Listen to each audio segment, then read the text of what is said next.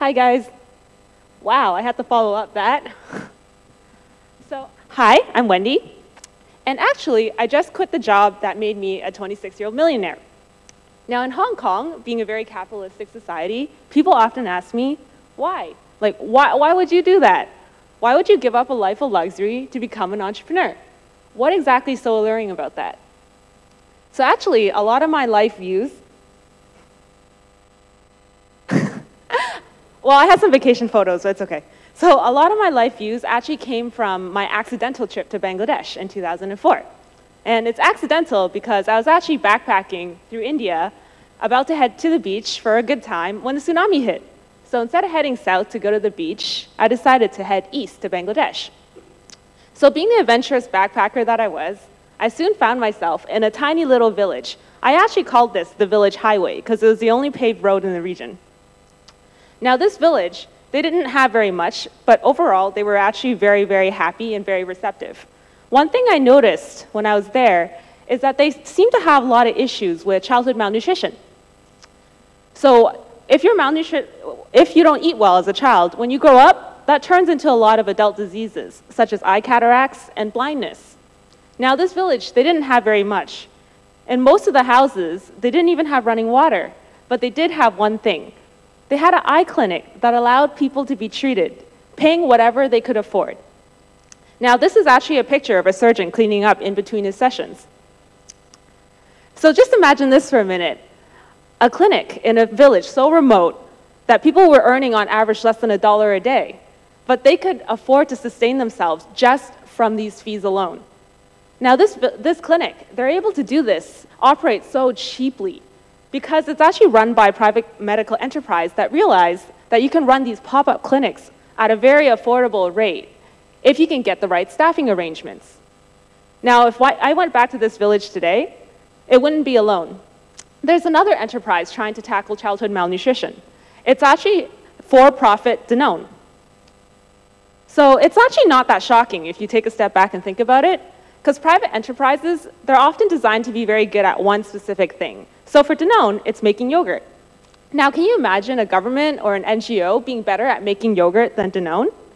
And also, there's a more subtle point, right? Like private enterprises, they have the ability to say, guess what? We're wrong. We messed up.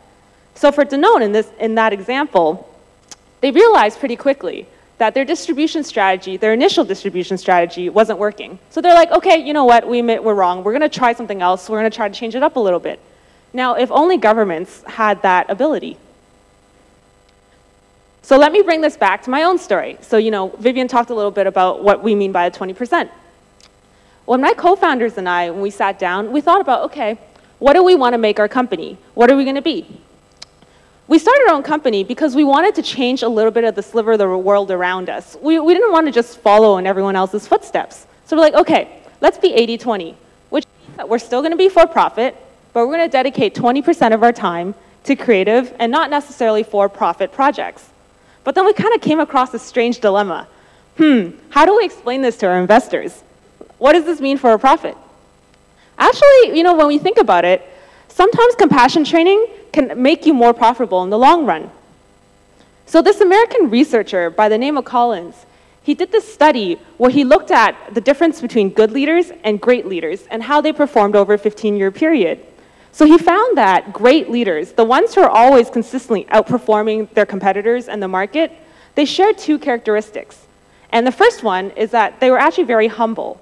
And the second one is that they were very ambitious, but for something much greater than themselves.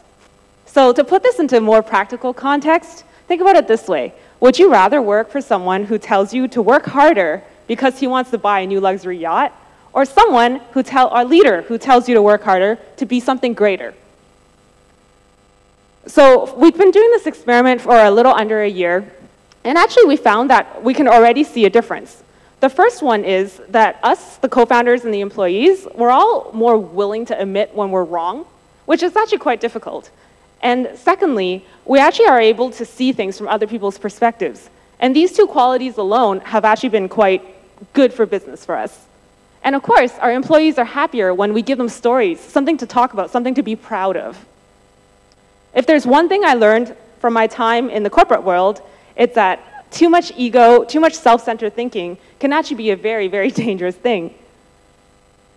So I encourage you, no matter whether you start your own business, you work for someone else, you become a politician, a teacher, whatever it is, I hope that you remember that you'll always have the chance and the choice to make a change in the world around you.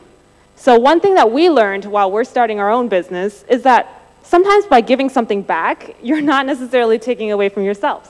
So I hope that you'll keep that in mind. Thank you.